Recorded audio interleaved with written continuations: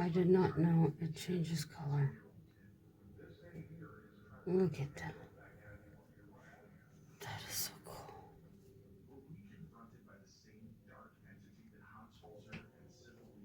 And then it turns off when you turn the light on. That's cool.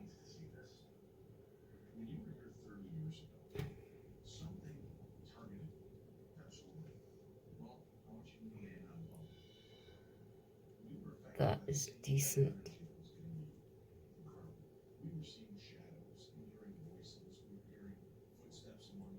Change. Cool. I love it. Hi guys, White Witch 110 here.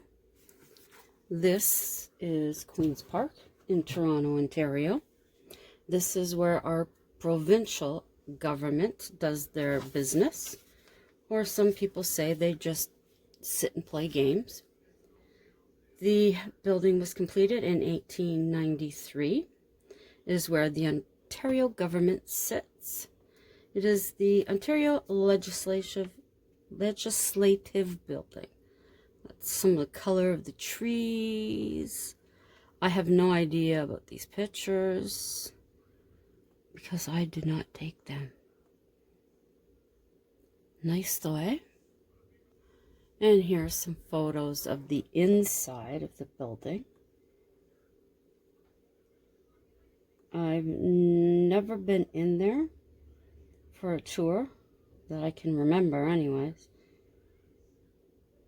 because that would be quite a number of years ago now. Looks gorgeous.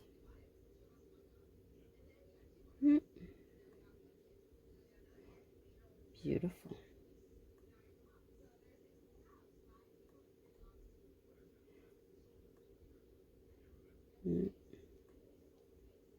Oh yes, always some kind of protests going on in and around there, I'm sure. Definitely. Beautiful, isn't it? So there we have that. It is the 7th building to serve as Ontario's Parliament. The first meeting of the House of Assembly happened on September 17th, 1791. Lieutenant Governor John Graves Simcoe felt Parliament for the province should be located in York, which is Toronto now. He felt it should not be across the border from the U.S. due to the relations at that time. The first building was known as Palace of Parliament. This building was destroyed by fire April 27, 1813, due to an attack on York in the War of 1812. The Assembly met in the ballroom of the York Hotel.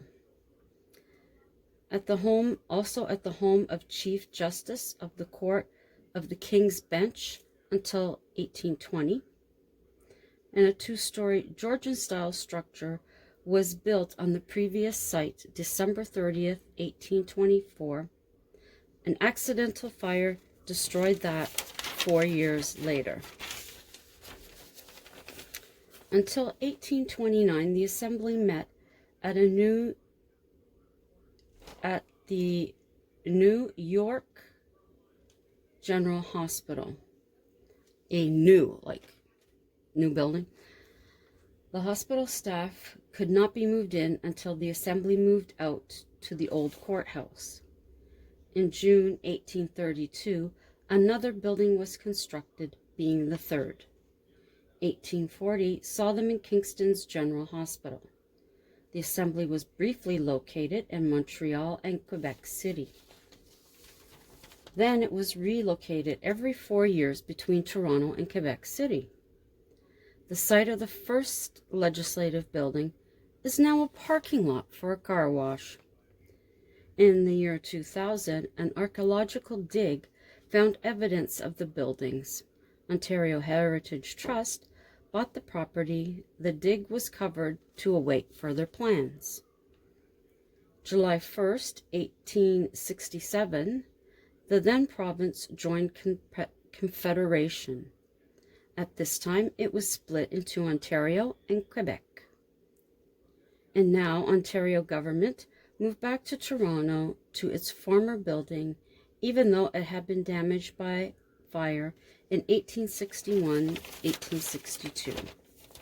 1880, the legislature approved $750,000 budget to build a new building. The construction began in 1886, and it opened April 4th, 1893, by Lieutenant Governor of Ontario, George Airy Kirkpatrick. The final cost was $1,250,000. The old Parliament building was demolished from 1900 to 1903. Grand Trunk Railway purchased the property. The Canadian Broadcasting Corporation now occupies the property. 1901, a wing was added to the building. On September 1st, a workman sparked a fire that destroyed the interior and library. It took until 1912 for repairs to be completed. Whitney Block was built in 1925, McDonald and Hepburn Blocks 1968, and Mowat and Hearst Blocks in 1969. The legislature is also home to portraits of the premiers of Ontario. Ontario legislature security is supplied by the Ontario Provincial Police, a 75-member armed officers. And that's Queen's Park. Now I was going to go through all our photos and try and find one of this lovely little bird, but he and I have a tough relationship. There are many times I think he's laughing at me because he'll be close and I can get a picture and then he takes off, or he'll be close and he'll know that I don't have my camera. And the blue jay is 28 to 31 centimeters in length. They will nest in the crotch of trees, tall shrubs. Their nests are made from sticks. They lay 4 to 5 greenish or blue pale eggs, or gray with brown spots. They will hatch in 16 to 18 days. Blue jays feed on nuts, berries, eggs, nestlings, birdseed, insects. They can be found in the city as well as forested areas. Will imitate sounds. The blue jay is the provincial bird of Prince Edward Island. It is one of the most recognized birds in Ontario. It is a resourceful bird. They can be annoying at times. Blue jays are known to drive away small birds, squirrels, and cats when threatened, even if they are alone. They will even bother the great horned owl. And the blue jay can live up to 7 years. Now this photo here, it's the best one I could find, is of the Millcroft Inn and Spa in Alton, Ontario. In 1881, Benjamin Ward built the stone mill. John M. Dodds, I believe that was his son-in-law, purchased the mill from his father-in-law in 1892. In 1917, a fire gutted the mill. John Dodds died in 1923. In 1965, the mill stopped production. Employees have heard footsteps. Only moments inside the building, investigators heard them. The footsteps are heard from the second floor regularly. A figure is claimed to be seen standing in a window. It eventually will fade.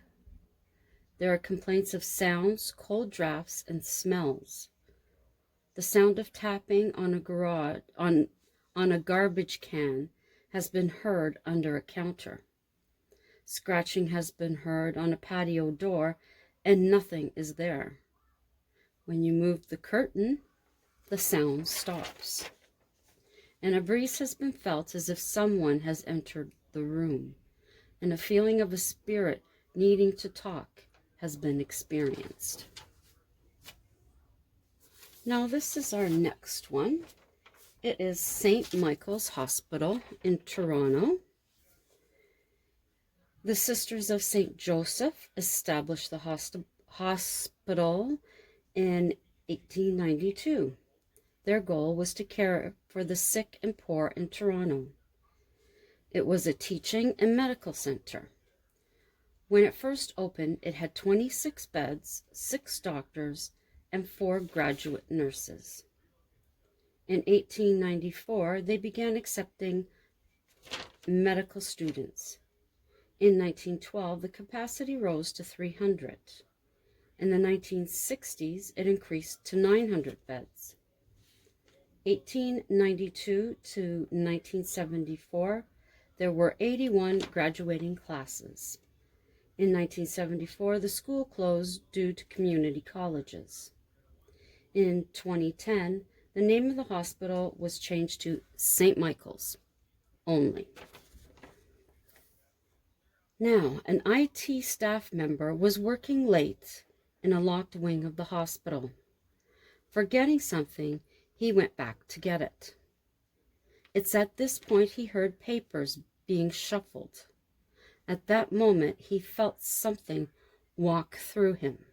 He's not gotten back to that area. A female staff member was watering an office plant one afternoon when it began to shake violently. One staff member was working late with a co-worker. She went to use the washroom in the former nuns' wing. Once in the washroom, she heard her name being called. Thinking it was her co-worker, she asked what she wanted when she got back. The woman had never called her. Sister Valencia worked in the hospital for 28 years. She passed away in 1958. Sightings of her began to be reported in 1965. She is said to place blankets on new mums. She turns the lights off and on and rearranges medications on the carts. 2010, a room was being prepared for a heart patient. No sooner had the monitor been plugged in that the sound of a heartbeat came from it, and the patient was not in the room. A nurse relaxing during a break was on her own when the tap in the kitchen area turned on full blast. As she left the room, she got up enough courage to turn the tap off. In the fracture clinic, a male ghost is known to laugh and turn computers off and on. And there is also a spirit reported in the file room of the health records. Now to continue with the spooky barn story. Okay, we left off with them turning to find the bucket hanging in midair. With a force, they could feel the bucket come at them, stopping short. It then turned and smashed against the wall. There was a hollow sound to it. Wading through old hay, Ben tapped the wood. Carefully, his fingers searched while Cora looked on. Pushing his fingers into a small space, he forced open a panel. Behind there was papers and a small box. A cool breeze drifted over his hands. The couple took the papers and the box out into the light. One piece of paper was the deed to the property, another a drawing that must have been of the farm. There were more drawings, and some were of the barn. Each drawing became more focused on a window above them. In the final sketch, there was the figure of a man. He appeared to be in his 30s. His face was sullen. The following papers were lined with writing. Each began the same, "Dear Albert." They weren't love letters. They were more informative. Whoever this person was, they were sharing news and facts. Cora and Ben were riveted to the spot reading. Suddenly, one letter caused Cora to grab Benjamin's arm. The feel of this letter was different. There was almost a plea to it.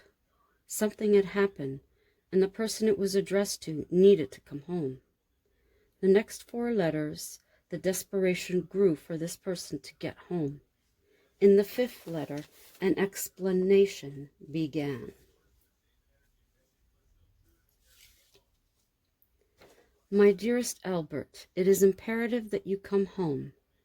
My last 3 letters explain the situation. Things have become unnerving here. The cattle have been restless for the past month.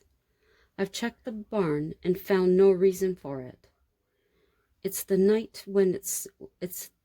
night when they start. I've asked Mr. Steller to bring them closer to the house. They are penned, so there is no need to worry in that regard. We need to find out what is going on in the barn. Please come home soon. I think we'll leave it there. That was a quick one, because it's almost to the end. Almost to the end. So, my loyals, thank you for coming by and subscribing. Appreciate and love you very much. Anyone who's just coming through, please feel free to check out my other videos. If there's any that you like, consider a thumbs up.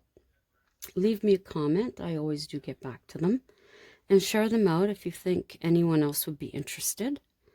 And if you're just passing through, think of subscribing and hitting the notification bell so you'll know when I upload.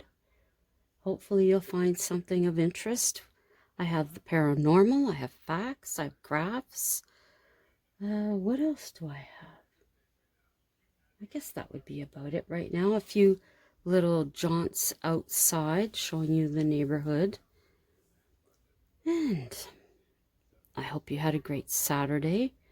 It was cold here, but the sun was out.